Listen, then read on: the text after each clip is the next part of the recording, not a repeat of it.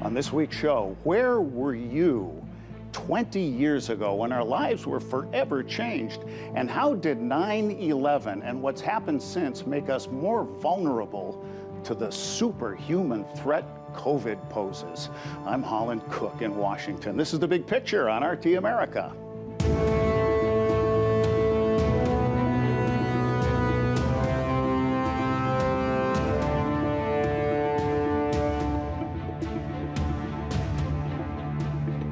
John Adams, our second president, reckoned that facts are stubborn things, and whatever may be our wishes, our inclinations, or the dictates of our passions, they cannot alter the state of facts and evidence.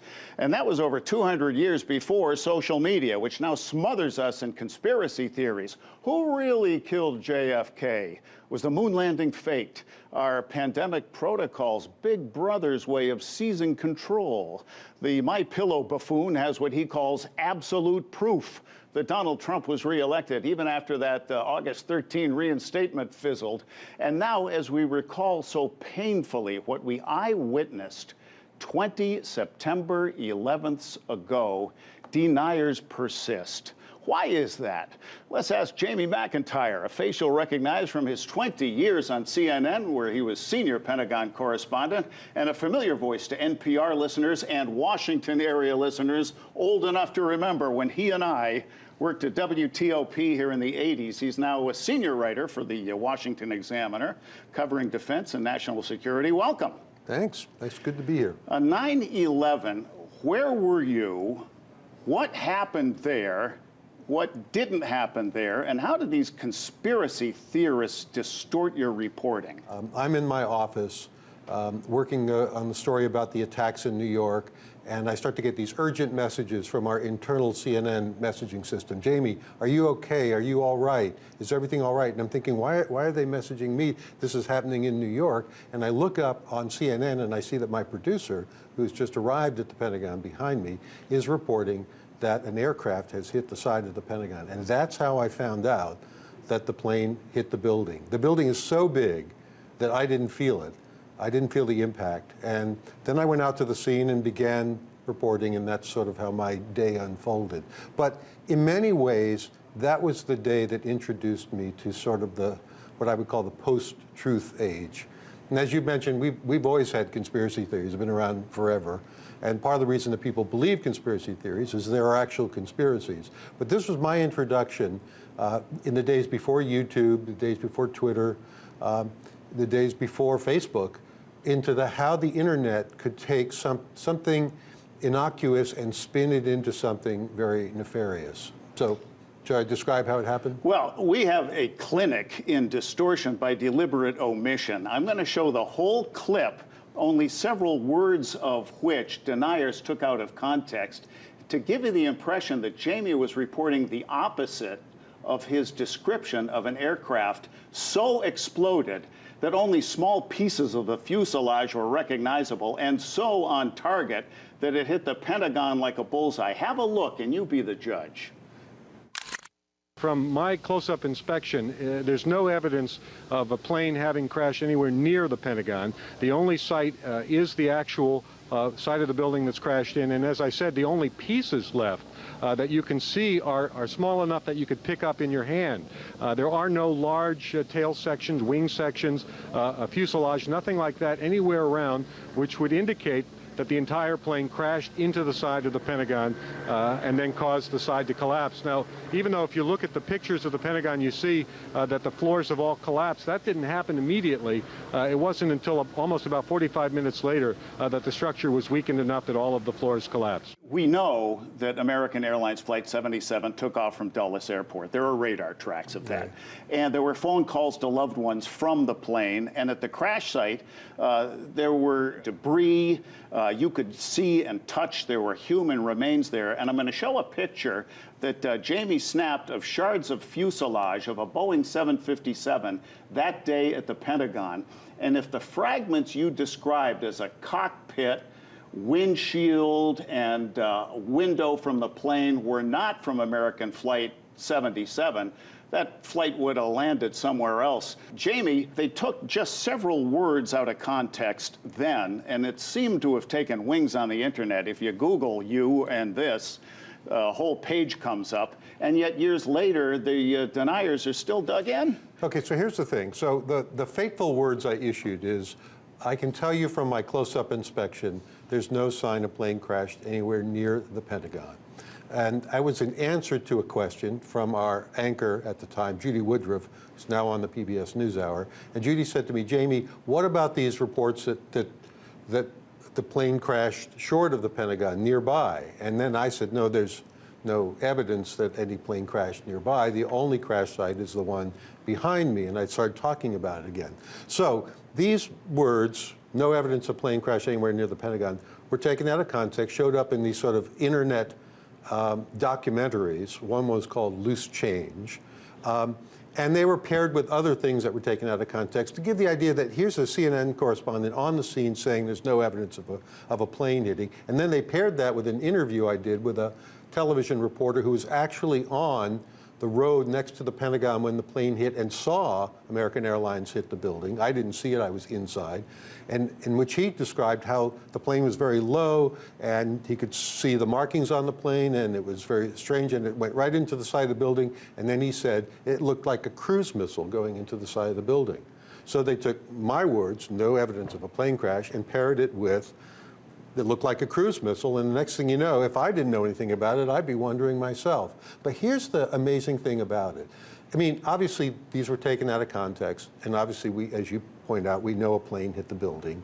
And the fact that that people believe this, I engaged over the years many times with these so-called 9/11 truthers, and often I would explain the context of how this happened and what I was saying and how it was taken out of context. And the amazing thing about it was, in the more than 20 years now that the 9/11 conspiracy theories have been raging, and all the time I've engaged with perhaps hundreds of people and written about it many times, I never changed a single person's mind. Wow. Not one person said, oh, well, now that you've explained it, now I understand it. It was just taken out of context. No.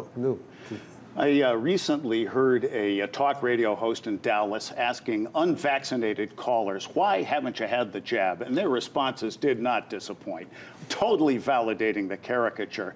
And you have written that these 9/11 deniers you have debriefed are not necessarily the crazies. Why do smart people believe illogical things? Well, that's the point I was getting to. So I've engaged with a lot of these folks. I had debates with them, and a lot of them were very intelligent. They could explain to me the flight dynamics of a 757 and why they believed it wasn't possible for the plane to fly that way. And in very complicated and complex theories, they're smart. They legitimately believe that they have a point to make. But once they get wedded to their belief, the ability of facts and reason to dissuade people from a firmly held belief is not very good. We are speaking with former CNN Pentagon senior correspondent Jamie McIntyre, now senior writer for the Washington Examiner. As this September 11 approaches, his master's thesis became my beach book. It's a hell of a read. Elements of Disbelief, a case study of 9/11 truthers and the persistence of misinformation in the digital age. You can find it at the address at the bottom of your screen. And if you're hearing this as a podcast, the address is elementsofdisbelief.blogspot.com.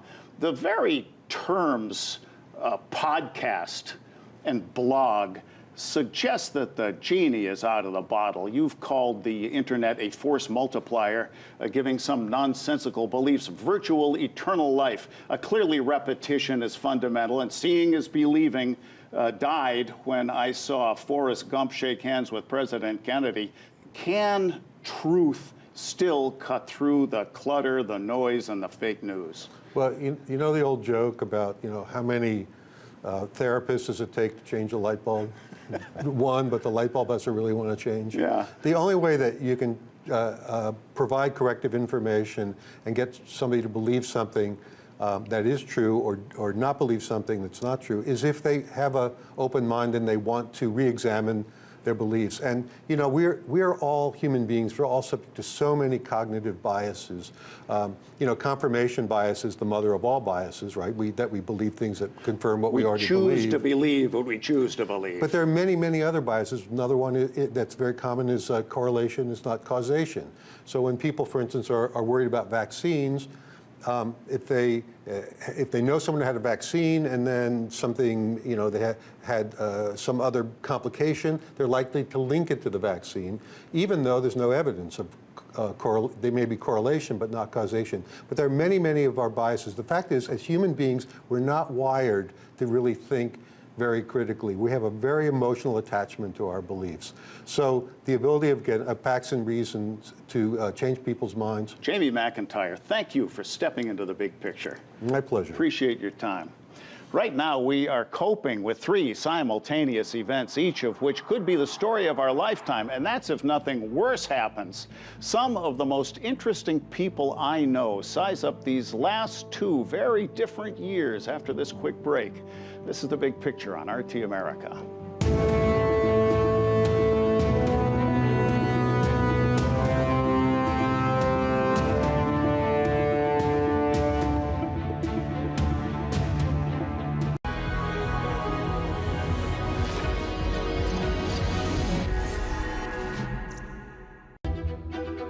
I'm Jesse Ventura.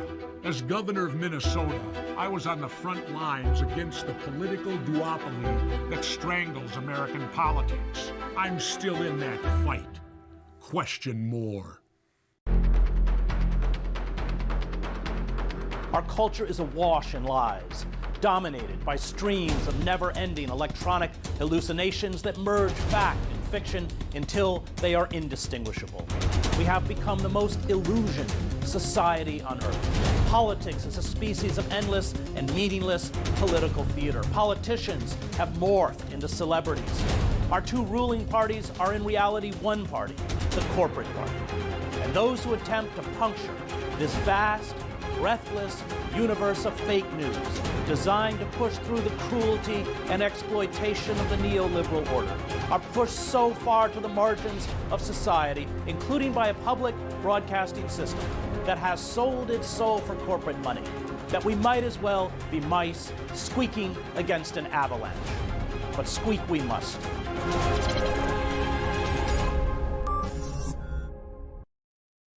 You know, it doesn't really matter where you've been. What matters is where you're going, right? Will future generations look back at the establishment media as the lead in the water pipes that drove the Romans mad? Do you find yourself watching TV to turn your brain off, to relax? I want you to watch TV to turn your brain on. I'm Rick Sanchez. It's time to do news again.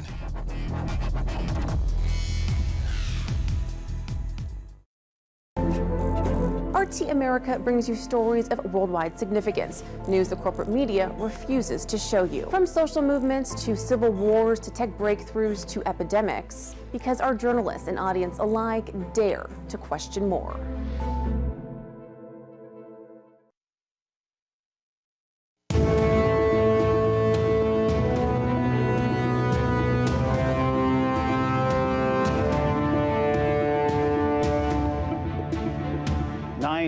Notwithstanding, we also have a happy anniversary.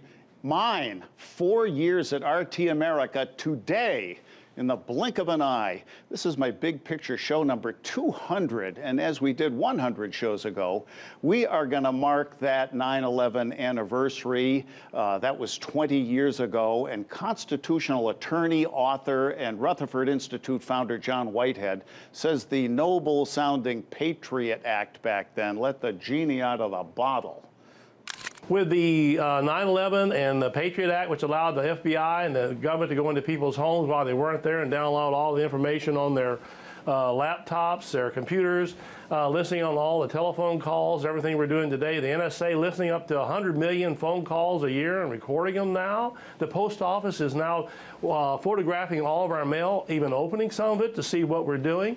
we've entered a state where the Constitution's become just basically a paper rag to the governments. If you say the wrong word today, you do the wrong picture on Facebook, Google, all these groups, Amazon has billion-dollar contracts with the government. They created all the intelligence clouds for the government. So Sure. you have a corporate state that's come together now, and they're watching everything we're doing. You know it's going to be a problem when it's called the Patriot Act, and who wants to vote against it? This was one of the worst days in our history. Throw this in with the Alien and Sedition Act, to, I mean, you name it, to the Fugitive Slave Act. It sounds terrific, but America has been in a freedom spiral since that day. Why? Because we were conned into thinking that after 9/11, we could legislate our way to freedom and to prosperity and to safety, and it was a lie. And 20 years later, we are under attack again, this time from nature, a virus. And some say our privacy is under attack again, too. It's unfortunate that in this country, we are not respecting individuals' rights to privacy. It would have been much easier for me to just say, yeah, I got a shot, or no, I don't want to get a shot. But the real issue out there is how people are being pressured to disclose their private medical decisions, and that is completely inappropriate. 3 times in just these last 2 years, we have hopefully witnessed the story of our lifetime. And I say hopefully, meaning that nothing worse will happen. Story of a lifetime number 1, the pandemic that still seems closer to the beginning than the end. If it ever does end, we asked Vanderbilt University's Dr. William Schaffner if COVID, like the flu, is here for keeps, a perennial jab. It's part of our life. Influenza is endemic, even though it's seasonal. It lives with us, this virus. It becomes more active in the late fall and through the winter, then abates during the spring and the summer, but it comes back. So it's just part of the life we live. You know, we do live in a very, very germy world. So that's what that means. The question regarding COVID is this now a virus that we're going to have to live with henceforth? At the moment, it looks that way. Whatever difficulties we thought we had in 2019 now seem trivial. What was normal then seemed quaint when suddenly life shut down. And unless you were among the army of delivery people bringing us everything we used to go get, the hashtag was stay home. Virtual became normal. Remember your commute? Home offices, boy, that has got to be the biggest shift. When the pandemic hit, employers were faced with the realization that you don't need a physical office to go to and have a successful business. So for consumers, that means that working from home has become living at work. Only this past month, we achieved the vaccination goal President Biden was hoping for by July 4 that could have been Independence Day from the virus. Lesson learned. Deniers invited this variant, and it is a bugger. The economic hurt continues, and like life generally, inequality is conspicuous. Women are clustered in the industries that were hit the most, you know, the lower skill service jobs, waitresses, working in hotels. And we all know that those industries were hit the hardest, so women were put out of work in greater numbers. But the reality is, as you say, you know, women are more likely to be the caretakers, so lack of affordable child care hits women the hardest. The fact that schools were closed and many still remain closed hits women harder. They're teachers, they're nurses, you know, they're doing these jobs that have taken everything from them in the past 15 months. And anyone who's home alone right now is probably breathing into a paper bag. You know, I think we're very far from out of the woods. And we're very far from having a bunch of women with a lot of time on their hands that are filling it, you know, with manicures and garden parties just yet. Story of our lifetime number 2. Just months ago, we witnessed the attempted assassination of the Vice President of the United States and a failed coup that would have denied the results of the elections that keep us a free people. And right now, the FBI is attempting to, as Director Christopher Wray puts it, separate the wheat from the chaff of online chatter about new threats. And you can help. At FBI.gov, you can scroll videos and photos of those wanted for the January 6 riots at the U.S. Capitol. There have been over 500 arrests so far, and the FBI is asking for your help to round up more who could pose new threats. Story of our lifetime number 3. Climate change, no longer debatable. The planet is warming faster than any time in 2,000 years. Wildfires savage western states. During hurricane season, the number of named storms exhausts the alphabet. If you're visiting the monuments here in Washington, watch your step as paths around the tidal basin that flanks stately memorials to Thomas Jefferson, FDR, Martin Luther King Jr. could be muddy or underwater. And what's happening has become a threat to our national security. We characterize climate change as a threat multiplier for instability in fragile regions of the world. And now we see that even a new ocean in the Arctic has opened up with geopolitical competition potentially on the rise as access to resources and shipping lanes and new trade routes become more and more accessible in a new region of the world. And then we see extreme weather hitting all around the world, including our military bases right here at home that have suffered devastating consequences just in the last few years, costing billions of dollars now of the American taxpayers' money to repair. In Alaska, we see now permafrost is sinking infrastructure there, collapsing infrastructure, including some of the new infrastructure we're building in order to be able to defend against missile threats from Russia, China, or North Korea. If you feel at wit's end, you're making a mistake to feel singled out. You are not alone. We are living at a time, and I hear about it all day in my office as a therapist, where people are really frightened. It's a term used far too often, but there is an existential terror right now about whether we will survive. But for all our challenges, there's still lots to cheer about. Touchdown confirmed. Perseverance safely on the surface of Mars.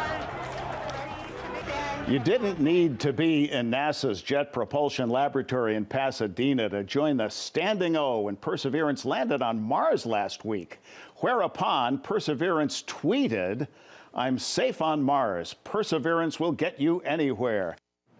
And not only do we see Mars, we can hear it. In a word, what does it sound like? I mean, I guess I'd say breezy.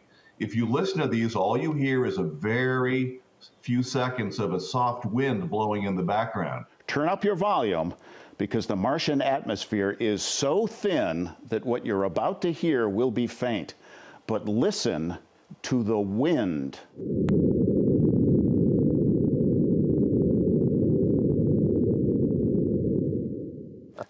This had to be the selfie of the week. It's the shadow of and shot from the Ingenuity drone helicopter on the surface of Mars.